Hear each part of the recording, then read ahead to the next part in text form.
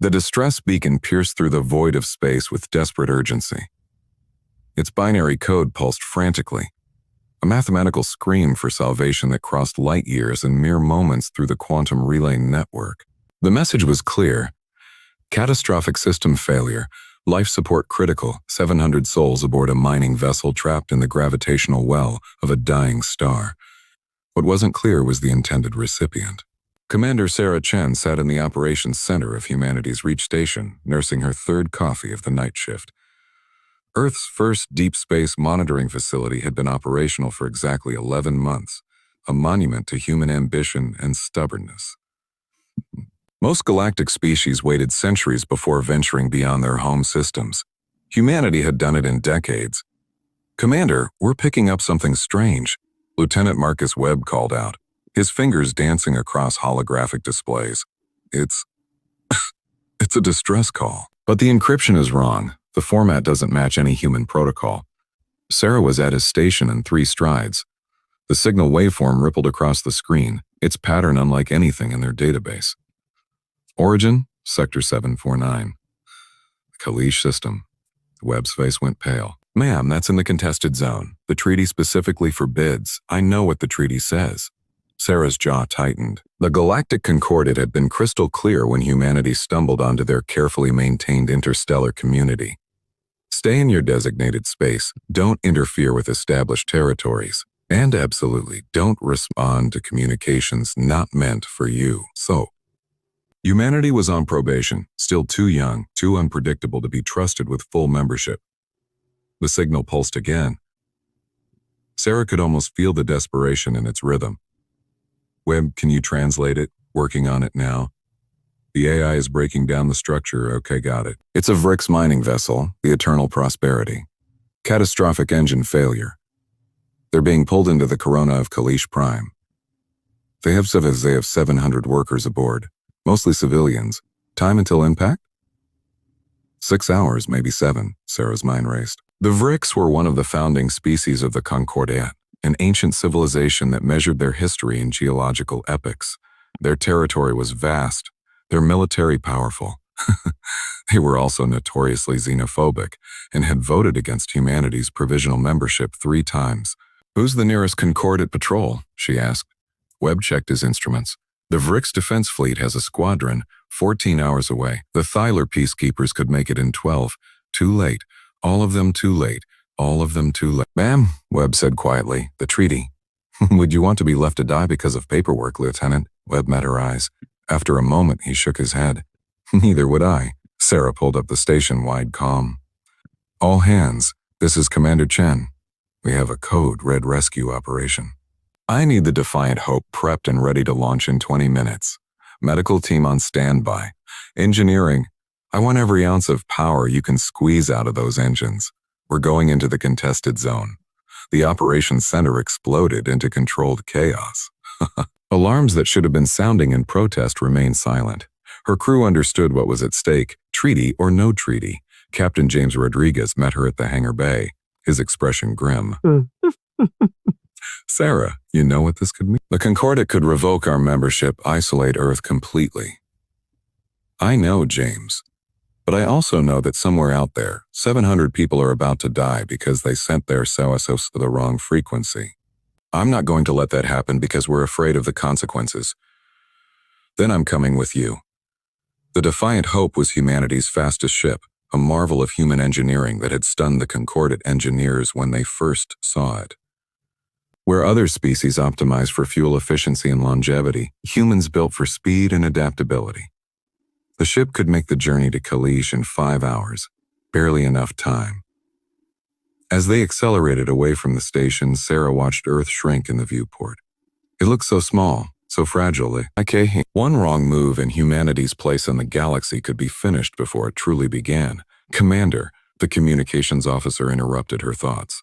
"We're getting a transmission from Concordat Central Command. They're ordering us to stand down and return to our territory immediately." "Tui." Sarah didn't hesitate. "Tell them we're experiencing communication difficulties. We can't quite make out their message." A slight smile crossed the officer's face. "Aye, Commander. Crystal clear." The Defiant Hope plunged deeper into the contested zone, racing against time and stellar mechanics. Behind them, across the vast networks of the Concordat, alarms began to sound. Humanity had just violated the most sacred law of galactic civilization. They had interfered where they were explicitly forbidden to go. And they had done it to save lives. The universe was watching now. What came next would determine not just humanity's fate, but perhaps the very foundation of the Concordat itself. The corona of Kalish Prime blazed before them like a wall of liquid fire. The eternal prosperity was visible only as a dark silhouette against the star's burning surface, its hull already beginning to glow cherry red from the intense radiation. "We're reading massive structural stress," Lieutenant Yuki Tanaka reported from the engineering station. "That ship is minutes from coming apart." Sarah studied the tactical display. The gravitational forces at play were enormous. A complex dance of physics that would crush any ship that made a wrong move. Options? Captain Rodriguez pulled up a simulation. "We can't get close enough for traditional docking. The radiation would fry our systems. We'd need to use the tractor beam to pull them out. But at this range, and with their mass, we'd burn out the emitters before we got them clear," Sarah finished. Standard Concordat protocol would be to wait for a heavy rescue vessel with shielding designed for stellar proximity work. By then, the eternal prosperity would be atoms scattered across the star's surface. Then we improvise. Sarah's mind raced through possibilities, discarding and calculating. What if we don't pull them straight out? What if we change their trajectory instead, use a slingshot effect around the star's gravity well? Rodriguez's eyes widened. "That's insane. The margin for error is microscopic. If we get the angle wrong by even a fraction of a degree, they die," Sarah said bluntly, "just like they'll die if we do nothing." Run the calculations. While the crew worked frantically on the orbital mechanics, Sarah opened a channel to the eternal prosperity. The response was immediate. A Vrick's face appeared on the screen, its kiteiness features twisted in fear, and something else. Surprise. "This is High Administrator Kelphus of the Eternal Prosperity." The translation came through. "You are human." The word dripped with disbelief and what might have been disdain. "Commander Sarah Chen of the human vessel Defiant Hope. We received your distress call. We're here to get you out." Kelphus's mandibles clicked rapidly, a sign of agitation. "Humans? You are forbidden in this sector." "Where is the Vrick's defense fleet? Where are the proper authorities?" 14 hours away, Sarah replied calmly. "We're 5 minutes away. Now we can argue about protocol, or we can save your crew." "Your choice, Administrator." The Vrick's large compound eyes flickered with conflict. Pride warred with survival. Finally, survival won. "What do you need from us?" "Transfer all available power to structural integrity fields.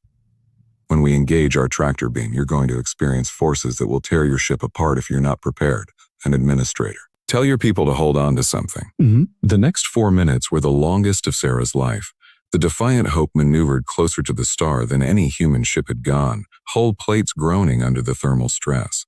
The bridge temperature climbed despite the cooling systems running at maximum. HFY. Start is two for tractor beam ready, Tanaka reported, sweat beading on her forehead. "Emitters are at 130% capacity. They won't hold for long. They just need to hold long enough."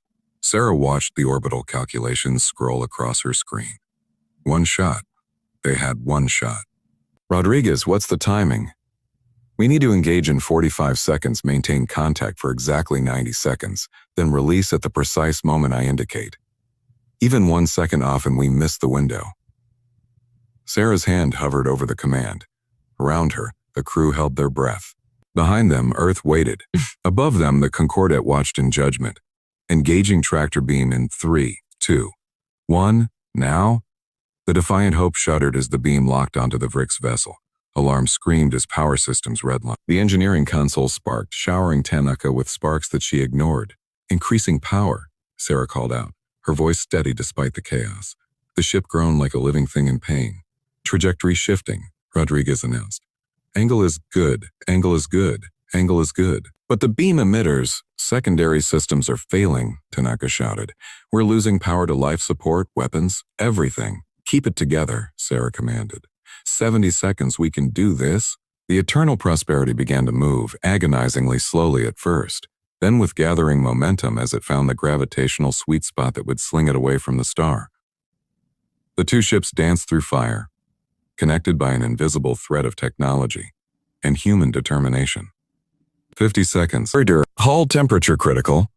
Structure integrity at 40% on the Vrix ship. 30 seconds. Sarah could feel the defiant hope coming apart around her. The ship was never designed for this kind of stress. No human ship was, but humans were very good at pushing things beyond their design limits. 10 seconds, 9, 8. On the screen, the eternal prosperity was gaining speed, arcing away from the star's embrace. 3, 2, 1. Release now. Sarah slammed the control, the tractor being disengaged. For a heart-stopping moment, nothing happened. Then the Vrix ship shot forward, carried by momentum and gravity, screaming away from Kalish Prime at velocities that made the instruments blur. The defiant hope tumbled backward, systems failing, but alive. Behind them, the eternal prosperity stabilized, damaged but intact. 700 lives saved. Sarah slumped in her chair, suddenly aware of how hard her heart was pounding. Around her, the crew erupted in cheers and tears. "Commander," the communications officer said quietly, "we're receiving a transmission from the eternal prosperity. And ma'am, you need to hear this." High Administrator Kalthus's face filled the screen once more. This time, his mandibles moved slowly, deliberately, a gesture of profound emotion among the Vrix. "Commander Chen, you have saved 700 lives today. Lives that my own people would have let perish rather than violate protocol." He paused, compound eyes glistening. "I do not understand humans, but I am alive to say that because of them." Before Sarah could respond, another transmission overrode the chant. The seal of the Galactic Concordat appeared, followed by the stern visage of Supreme Arbiter Vex Thal, a towering Thyler whose species had led the Concordat for 3 millennia. "Commander Chen, you will remain in position. A Concordat tribunal fleet is en route to your location. You are hereby charged with violation of treaty, unauthorized entry into restricted space, and interference with Concordat jurisdiction. Your ship will be impounded, your crew detained. Earth's provisional membership is suspended pending investigation." The channel closed before Sarah could reply. The bridge fell silent. "Ma'am," Rodriguez said quietly, "we could run. The defiant hope is faster than anything they have." Sarah shook her head. "No. We knew the price when we made the choice. We'll face it with dignity." The weight was agonizing. "But in your quest for stability, have you forgotten why civilizations exist in the first place? To protect life, to help the helpless, to stand together against the darkness." She looked around the amphitheater, meeting the eyes of beings from 100 different worlds. Humanity is young. We're impulsive, emotional, and yes, we break rules. But we break them when following them would betray everything that makes civilization worth having. You can quarantine Earth. You can expel us. But you can't make us regret saving those 700 lives. The chamber erupted into chaos, some voices calling for maximum punishment, others defending humanity's actions. Vexthal called for order repeatedly, his crystalline features showing strain. Finally, Kalthus stepped into the center circle beside Sarah. "If you punish humanity for this act of mercy, then you must punish me as well, because I will spend the rest of my life telling every being in this Concordat that humans saved us when our own civilization abandoned us to protocol." One by one, others joined them. The Thyler commander. Engineers from the rescue fleet who had reviewed the Defiant Hope's sensor logs and marveled at the precision of the rescue. Even Vrix officials who had heard Kalthus's testimony. Supreme Arbiter, Vexthal stared down at the growing crowd. For a long moment, he said nothing. Then he raised his crystalline hand. "The tribunal will deliberate. Commander Chen, you have given us much to consider, not just about humanity's place in the Concordat, but about who we have become as a civilization." The verdict came 3 days later. Earth's quarantine was reduced to a formal reprimand. The treaty was amended, for the first time in centuries, to include a humanitarian exception clause, nicknamed the Chen Protocol. Humanity's membership was not just maintained but elevated to full status, no longer provisional. But the real change ran deeper. Across the Concordat, species that had maintained rigid adherence to protocol for millennia began asking uncomfortable questions. Peacekeepers started responding to distress calls, regardless of jurisdictional boundaries. The calcified bureaucracy of galactic civilization began to crack, letting something new grow through. Commander Sarah Chen returned to Earth a hero, but she never forgot the real lesson. Humanity hadn't just saved 700 Vricks. They had reminded an entire galactic civilization that laws serve life, not the other way around. The mistaken SOS had reached humanity. And the universe discovered that sometimes the newest voice in the conversation is exactly what the galaxy needs to hear. The price had been paid, but not by humanity alone. The entire Concordat had paid it, in humility, in transformation, and in hope.